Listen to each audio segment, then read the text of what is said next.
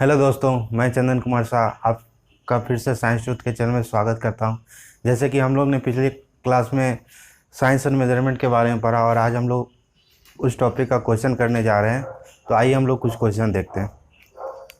सबसे पहले हम लोग देखते हैं क्या कि टेम्परेचर को टेम्परेचर को टेम्परेचर को कैसे हम कन्वर्ट करें सेल्सियस सेल्सियस से सेल्सियस टू केल्विन। ठीक है बच्चों, केल्विन। तो हम लोग एग्जांपल लेते हैं और उसको समझने की कोशिश करते हैं। फर्स्ट पहला है बच्चों 300 केल्विन। 300 केल्विन को आपको कन्वर्ट करना है सेल्सियस में। 300 केल्विन बराबर वाट सेल्सियस। ठीक है बच्चों, तो आपको एक फार्मूला ध्यान रखना है जो मैंने पिछली क्लास में बताया था। 0 डिग्री सेल्सियस बराबर 273 केल्विन। ठीक है बच्चों, तो आपने ये देखा है कि ये 300 केल्विन है, यानी यहाँ पे कुछ ऐड हुआ होगा। ठीक है बच्चों, तो आपको सीधे करना क्या है, डायरेक्ट अगर 300 केल्विन बराबर सेल्सियस में निकालना है तो आपको करना है 300 माइनस 273 करना है। ठीक है बच्चों, ऐसे करना है। तो ये इसको जब आप सॉल्व करेंगे तो ये 27 डिग्री सेल्सियस होगा। तो आप एक नोट करें कि जब हमको केल्विन से सेल्सियस में निकालना हो तो हम केल्विन को 273 से माइनस कर देंगे। ठीक है बच्चों, अब दूसरा एग्जाम्पल देखते हैं। दूसरा है 573 केल्विन।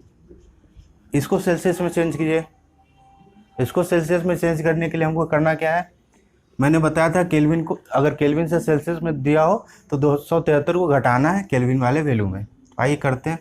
573 केल्विन बराबर 573 माइनस 273।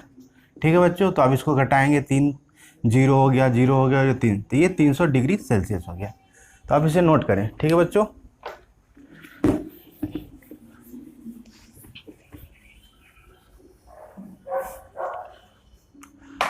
अब हम लोग जानते हैं क्या कि सेल्सियस टू केल्विन कैसे चेंज करें। ओके बच्चों, पहला example Celsius to Kelvin conversion.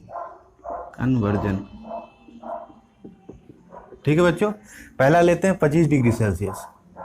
25 degree Celsius, इसको आपको केल्विन में कन्वर्ट करना है। तो मैंने जैसा बताया कि 0 डिग्री सेल्सियस बराबर 273 केल्विन।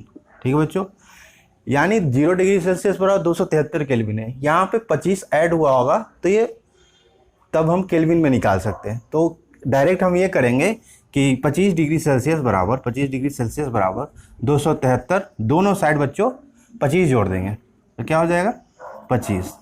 इसको आप जब सोल्व करेंगे तो 298 केल्विन आ जाएगा। तो आपको एक याद रखना होगा, जब आपको सेल्सियस टू केल्विन कन्वर्ट करना होगा तो जो भी सेल्सियस में वैल्यू दी होगी आप उसमें 273 को ऐड करेंगे। ठीक है बच्चों, अब दूसरा क्वेश्चन देखते हैं। 373 डिग्री सेल्सियस 373 डिग्री सेल्सियस को आपको केल्विन में कन्वर्ट करना है। तो क्या करेंगे बच्चों, मैंने अभी बताया कि अगर सेल्सियस टू केल्विन दिया हो तो आप उसमें 273 ऐड करेंगे, यानी जोड़ेंगे। तो 373 डिग्री सेल्सियस बराबर 373 प्लस 273। आप इसको सोल्व करें तो ये इतना केल्विन आया। ठीक है बच्चों, तो आप इन्हें नोट कर ले अच्छे से।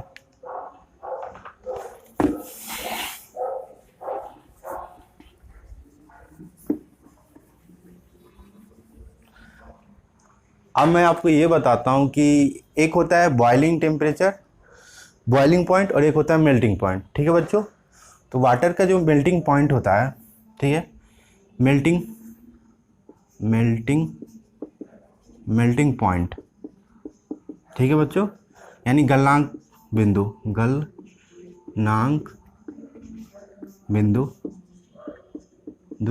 बराबर होता है 0 डिग्री सेल्सियस।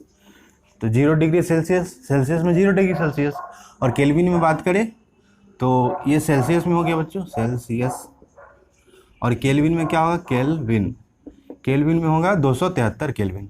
ठीक है, और दूसरा होता है बॉइलिंग पॉइंट। बॉइलिंग पॉइंट वो होता है जब अपना वाटर जो है वो वेपर में कन्वर्ट होना स्टार्ट कर देता है। तो बॉइलिंग पॉइंट, ठीक है बच्चों। बॉइलिंग पॉइंट का मीनिंग होता है आपका ऊर्ध्वपातन होता है बच्चों, इस पॉइंट पे ऊर्ध्व। आप इसको लिख लें, क्या लिखेंगे आप, मैं इसका हिंदी बताता हूँ बच्चों थोड़ी देर में, ठीक है। बॉइलिंग पॉइंट बच्चों 100 डिग्री सेल्सियस पे होता है, ठीक है, 100 डिग्री सेल्सियस। तो 100 डिग्री सेल्सियस और केल्विन में चेंज करना चाहे तो क्या होगा, केल्विन में चेंज करना होगा तो इसमें 273 ऐड कर देंगे, यानी कितना हो जाएगा 373 केल्विन। ये उबलन पॉइंट होता है बच्चों, उबलन बिंदु, ठीक है। आप इन्हें नोट करें।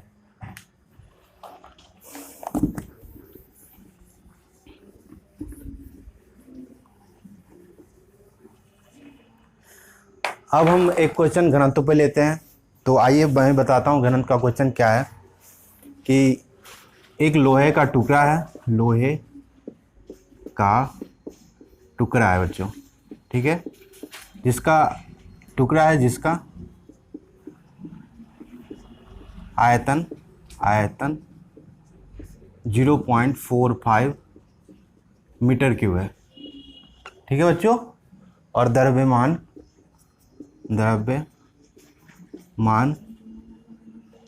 है आपका 3570 kg, ठीक है बच्चों।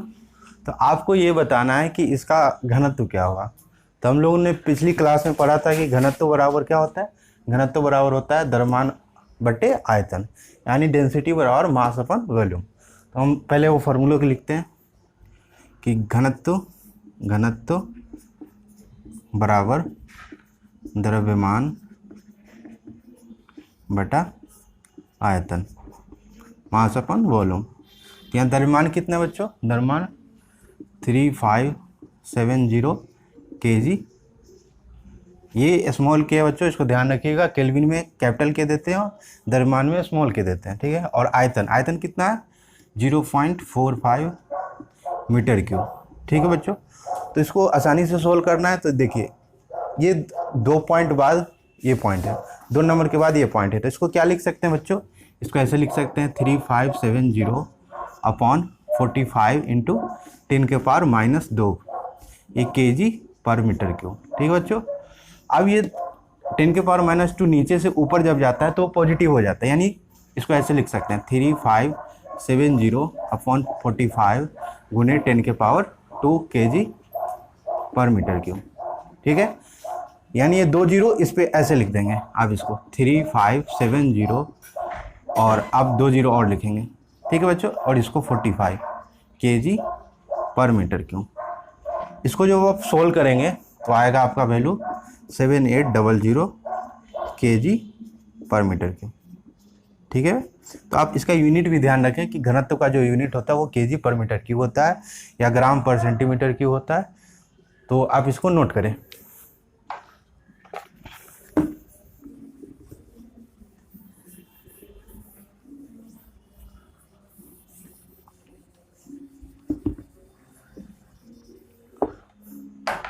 चलिए आप एक क्वेश्चन लेते हैं दूसरा, ये तीसरा क्वेश्चन हो जाएगा।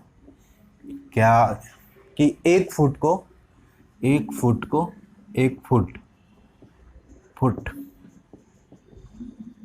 हम मीटर, 1 फुट को हमको मीटर में कन्वर्ट करना है। 1 फुट बराबर वाट मीटर, ठीक है बच्चों। तो सबसे पहले हमको ये जानना होगा कि 1 फुट बराबर, मैं बताता हूँ, 1 फुट इक्वल टू 12 इंचेज होते हैं, इंचेज, ठीक है बच्चों। 1 फुट बराबर 12 इंचेज और 1 इंच बराबर 2.54 सेंटीमीटर। आप इसे नोट भी करेंगे क्योंकि मैंने ये बताया नहीं है, तो आप इनको कॉपी में अच्छे से ऐसे अंडरलाइन करके आप इसको ऐसे लिख लें, ठीक है, ताकि आपको भविष्य में इस वैल्यू के काम आएगी, ठीक है। इतना हो गया। अब देखो बच्चों, 1 फुट बराबर 12 इंचेज और 1 इंच बराबर इतना होता है, तो 12 इंच बराबर दोनों तरफ 12 से गुना कर देंगे। तो 12 इंच बराबर 12 इंचेज इक्वल टू क्या होगा, 12 इंटू 2.54 सेंटीमीटर, 2.54 सेंटीमीटर। इसको जब सॉल्व कीजिएगा बच्चों तो आ जाएगा 30.48 सेंटीमीटर। ठीक है, चलिए देखते हैं। 13.48 सेंटीमीटर हुआ, तो इसको हम लिख सकते हैं 1 foot, 1 foot equal to 12 inch, और 12 इंच बराबर 1 इंच बराबर होता है 2.54 सेंटीमीटर। तो इसको ऐसे सोल्व कर दिए, तो 1 फुट बराबर इतना सेंटीमीटर। और बच्चों हम लोग ने देखा था पिछली क्लास में कि 1 मीटर में कितना सेंटीमीटर होता है, 100 सेंटीमीटर होता है। तो इसको हम क्या करेंगे, मीटर में हमको कन्वर्ट करना है, तो इसको 100 से गुना कर देंगे। ठीक है बच्चों, 1 मीटर बराबर 100 सेंटीमीटर, तो 1 सेंटीमीटर क्या हो जाएगा, 1 सेंटीमीटर बराबर हो जाएगा 10⁻² मीटर। ठीक है, तो यहाँ 10⁻² से गुना कर देंगे, तो आप लिखेंगे 30.48 इंटू 10⁻² मीटर। तो ये क्या हो जाएगा, 0.3048 मीटर। तो आप इसे नोट कर लें। ये हमारा तीसरा क्वेश्चन हुआ। अब आगे वाले क्वेश्चन को देखते हैं हम लोग।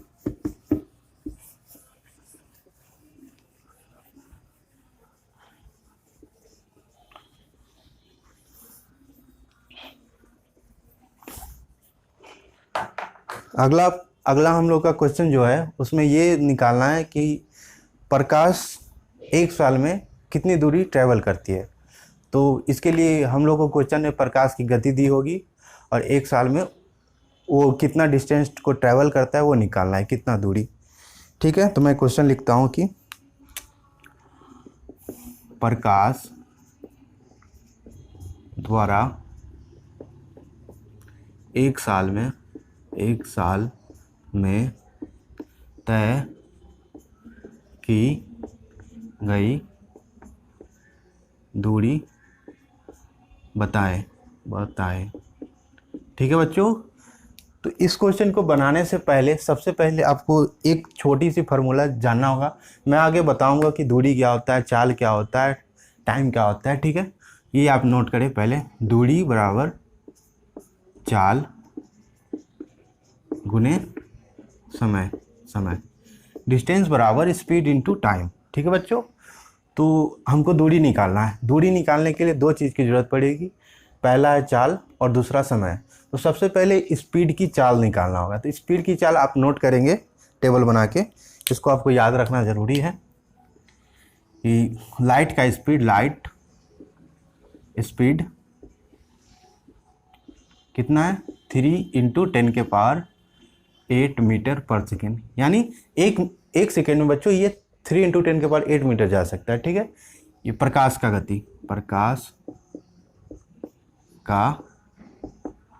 गति। ठीक है बच्चों, तो आप इन्हें नोट करें। तो यहाँ पे हम लोग ने पुट करेंगे, क्या पुट करेंगे, चाल बराबर कितना होगा, 3 इंटू 10⁸ मीटर पर सेकेंड। ठीक है, और समय कितना लगेगा, समय 1 साल लगेगा। तो 1 साल को पहले हमको कन्वर्ट करना होगा बच्चों, यहाँ पे सेकेंड है तो 1 साल को हमको सेकेंड में लाना होगा।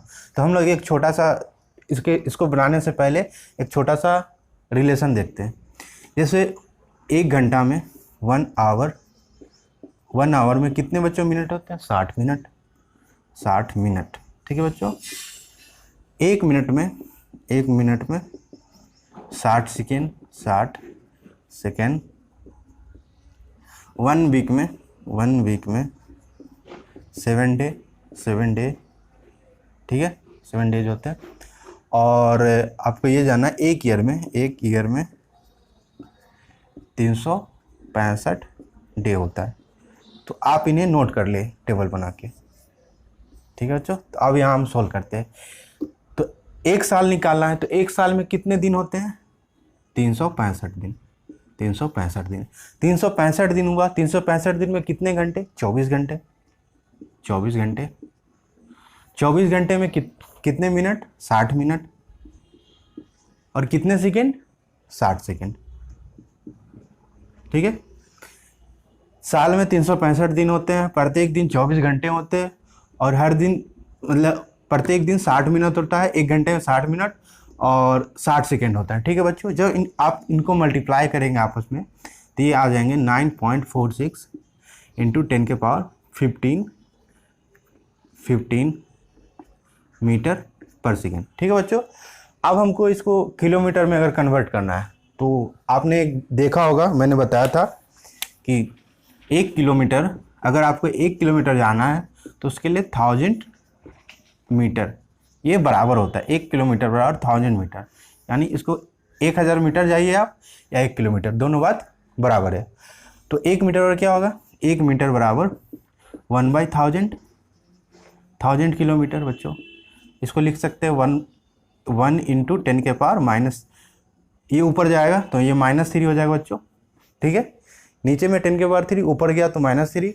आप इसको यहाँ पुट करेंगे तो क्या हो जाएगा 9.46 इंटू 10 के पावर 15 गुने 10 के पावर -3 किलोमीटर। ये दूरी है बच्चों, तो मीटर में होगा इसका यूनिट। ठीक है, तो किलोमीटर हुआ। तो आप इसको देखो बच्चों 9.46 तो आपको लिखना ही है। अब एक थोड़ा सा रूल आप जान लें कि अगर बेस बराबर हो तो ये पावर ऐड हो जाते हैं, यानी जुड़ जाते हैं। तो आप 10 लिख देंगे और इसको जोड़ेंगे, 15 माइनस 3 कितना हुआ, प्लस में 12, ये 12 किलोमीटर। ठीक है, तो आप इन्हें अच्छे से नोट करें बच्चों।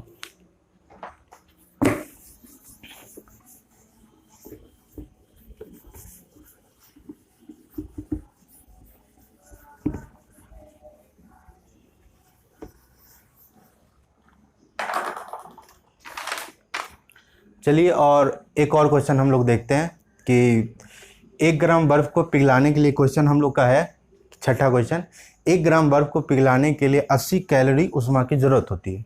तो 1 केजी बर्फ को पिघलाने के लिए कितने जूल ऊष्मा की आवश्यकता होगी। क्वेश्चन हम लोग नोट करते हैं, आप भी मेरे साथ नोट करें। न्यू क्वेश्चन है। ठीक है बच्चों, 1 ग्राम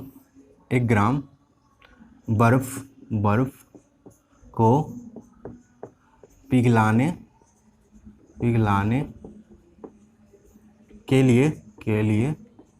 1 केजी बर्फ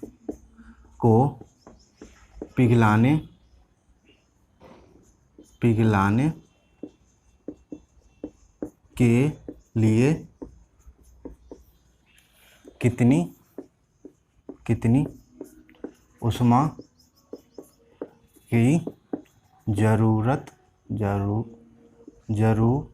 ऊष्मा की जरूरत होगी। ठीक है बच्चों, हमको ये निकालना है कि 1 ग्राम बर्फ को पिघलाने के लिए 80 कैलोरी ऊष्मा की आवश्यकता होती है। ठीक है बच्चों, ये क्वेश्चन में दिया हुआ है। तो 1 केजी बर्फ को पिघलाने के लिए कितनी ऊष्मा की जरूरत होगी। आइए इसको सोल्व करते हैं। ऐसे लिखेंगे हम लोग कि 1 ग्राम बर्फ को पिघलाने के लिए कितना जरूरत होता है, 80 कैलोरी। तो 1 केजी के लिए निकालना है। तो बच्चों एक नोट मैंने करवाया है आपको कि 1 केजी बराबर 1000 ग्राम। ठीक है बच्चों, तो 1 केजी की जगह हम 1000 ग्राम लिख दें या 1000 ग्राम की जगह 1 केजी लिख दें, बात बराबर है।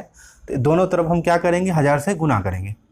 तो 1000 ग्राम बराबर क्या होगा, 80 इंटू 1000 कैलोरी, यानी इसको हम 1 केजी लिख सकते हैं बच्चों।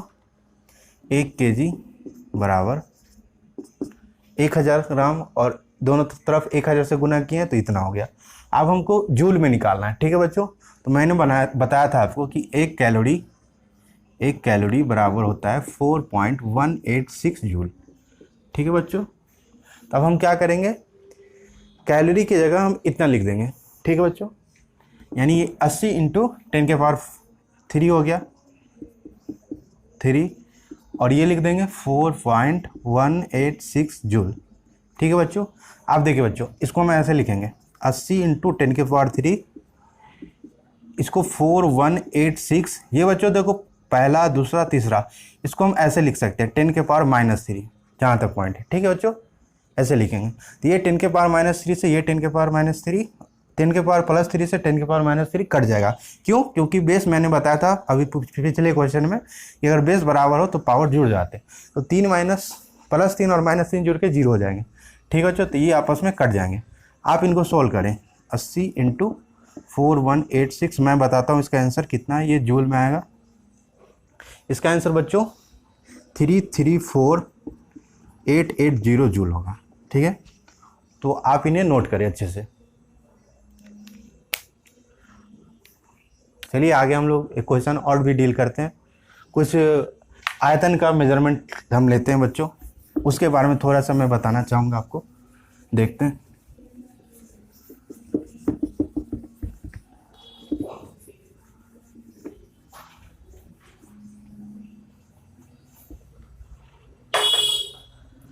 चलिए आते हैं हम लोग कुछ देखते हैं कि 1 लीटर अगर मेरे पास है, 1 लीटर इसको हम लिखते हैं 1000 ml बच्चों, 1000 ml। ठीक है, इसको हम ऐसे लिख सकते हैं, यहाँ स्मॉल एल भी लिख लें। ठीक है, 1000 ml। दूसरा हम लोग देखते हैं, लीटर में मेजर होता है बच्चों, ml में मेजर होता है। एक देखते हैं बैरल में, एक बैरल बच्चों, एक बैरल बराबर 158 पॉइंट कुछ होता है, लेकिन हम अप्रॉक्स में 159 लीटर लेते हैं। ठीक है बच्चों, लीटर लेते हैं, आप इन्हें नोट करें। और तीसरा मैं बताता हूँ, 1 मीटर क्यूब बराबर होता है 1000 लीटर। ठीक है, आप इन्हें नोट करें। तो आइए इसी पे कुछ क्वेश्चन करते हैं कन्वर्जन का। पहला तो अगर हमको निकालना हो कि 1 मीटर क्यूब बराबर कितना सेंटीमीटर क्यूब होगा, वाट सेंटीमीटर क्यूब। ठीक है बच्चों, वाट सेंटीमीटर क्यूब हम कैसे लिखेंगे? 1 मीटर क्यूब को हम लिख सकते हैं, 1 मीटर क्यूब को बच्चों लिख सकते हैं 1 मीटर गुने 1 मीटर गुने 1 मीटर। ठीक है, और हम लोग ने पिछले अभी देखा था कि 1 मीटर बराबर होता है 100 सेंटीमीटर। ठीक है बच्चों, तो 1 मीटर और क्या लिखेंगे, 100 सेंटीमीटर। इसको भी लिखेंगे 100 सेंटीमीटर, इसको भी क्या लिखेंगे, 100 सेंटीमीटर। अभी आपस में सबको गुना कर देंगे बच्चों, तो ये 2 0 2 0 2 0 कितना हो जाएगा, 10 के पावर 6, और सेंटीमीटर 3 बार है, यानी पावर क्यू हो जाएगा, तो सेंटीमीटर क्यूब। ठीक है बच्चों, तो 1 मीटर क्यूब बराबर 10 के पावर 6 सेंटीमीटर क्यूब। आप इन्हें नोट करें। ठीक है, अब हम मीटर क्यूब से mm क्यूब में चलते हैं, या सेंटीमीटर क्यूब से mm क्यूब में। चलिए हम सेंटीमीटर क्यूब से देखते हैं mm क्यूब में। ठीक है बच्चों, इसको मैं मिटाता हूँ।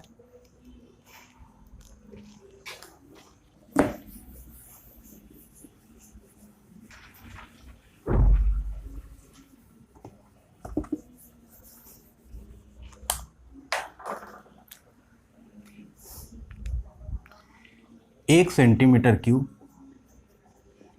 बराबर वाट mm क्यूब। इसको निकालना चाह रहे हैं तो निकालते हैं।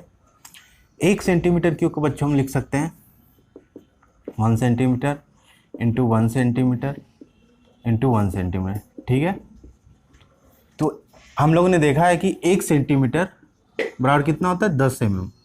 हम लोग ने स्केल बना के देखा था, स्केल आपका स्क्रीन पे जो आ रहा था, ऐसे स्क्रीन थी, उसमें 1 कहीं लिखा हुआ था, इसके बीच में 9 यहाँ तक, और ये मिला के 10 रहता था। तो इसको हम लिखेंगे 1 सेंटीमीटर बराबर 10 mm, 10 mm गुने 10 mm गुने 10 mm। ठीक है, जब इनको आपस में मल्टीप्लाई करेंगे बच्चों, 10 गुने 10 गुने 10 कितना हो जाएगा, 1000 हो जाएगा। 1000 को क्या लिख सकते हैं, 1000 पहले 1000 mm क्यूब, और इसको लिख सकते हैं 10 के पावर 3 mm क्यूब। ठीक है बच्चों, ये 1 सेंटीमीटर क्यूब बराबर हो गया। ठीक है, तो आप इन्हें नोट करें। मैं इनको घेर देता हूँ ताकि आप अच्छा से कॉपी बनाएं। ठीक है, इतना हो गया। बहुत सारी और भी कन्वर्जन है, जैसे मैं आपको जो मैंने एक टेबल बताया था उपसर्ग वाली, उसका कुछ यूज करके हम लोग कुछ निकालते हैं। आइए,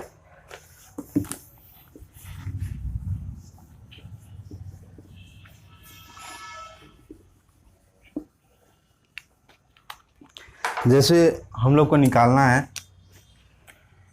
1 kg बराबर कितना माइक्रोग्राम। ठीक है बच्चों, 1 kg बराबर वाट माइक्रोग्राम। ठीक है बच्चों, तो आइए हम लोग इसको देखते हैं सॉल्व करके। ये क्वेश्चन लिख लो आप। तो 1 kg बराबर, आप यहाँ लिखें, यहीं लिखते हैं मैं, 1 kg बराबर 1000 ग्राम।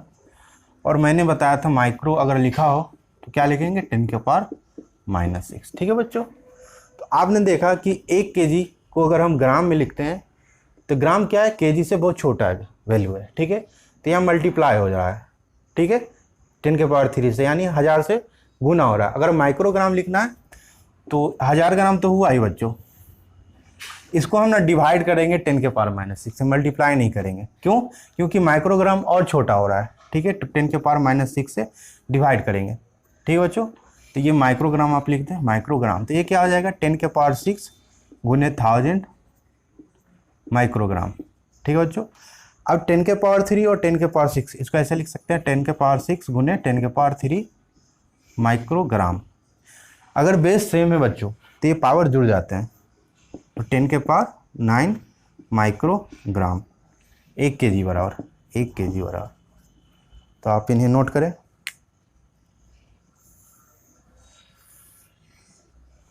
ठीक है बच्चों, इतना हम लोगों ने कन्वर्जन जाना। अब हम लोग जानते हैं, इतना हो गया, उसके बाद हम लोग हेक्टेयर के बारे में जान लेते हैं थोड़े।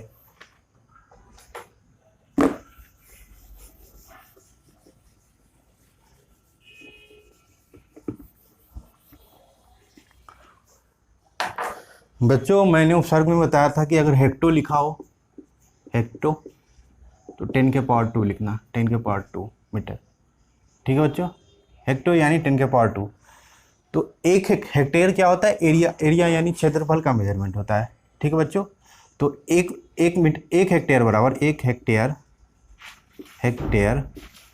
बराबर होता है 10⁻⁴ मीटर स्क्वायर। ठीक है बच्चों, इनको याद रखेंगे आप। ठीक है, तो यहीं पे हम लोग का यूनिट समाप्त होता है, जिसमें हम लोग ने ये जाना कि साइंस क्या होता है, फिजिक्स क्या होता है, साइंस की ब्रांचेज क्या होती है, कितने भौतिक राशि हैं, आधारी राशि क्या होता है, व्युत्पन्न राशि क्या होता है, मात्रकों की अंतर्राष्ट्रीय पद्धति भी जानी, जिसमें FPS, CGS, MKS ये सब के बारे में जाना। फिर हम लोग ने तापमान को मेजरमेंट करने के लिए जो पैमाना होता है, जैसे सेल्सियस हो गया, रोमर हो गया, केल्विन हो गया, इन सभी को जाना। और आखिरकार हम लोगों ने क्वेश्चन किया। अगर बच्चों कोई भी डाउट हो तो कमेंट सेक्शन में ज़रूर अपना कमेंट करें, और अगर चैनल अच्छा लगे तो आप शेयर, कमेंट और सब्सक्राइब ज़रूर करें। धन्यवाद।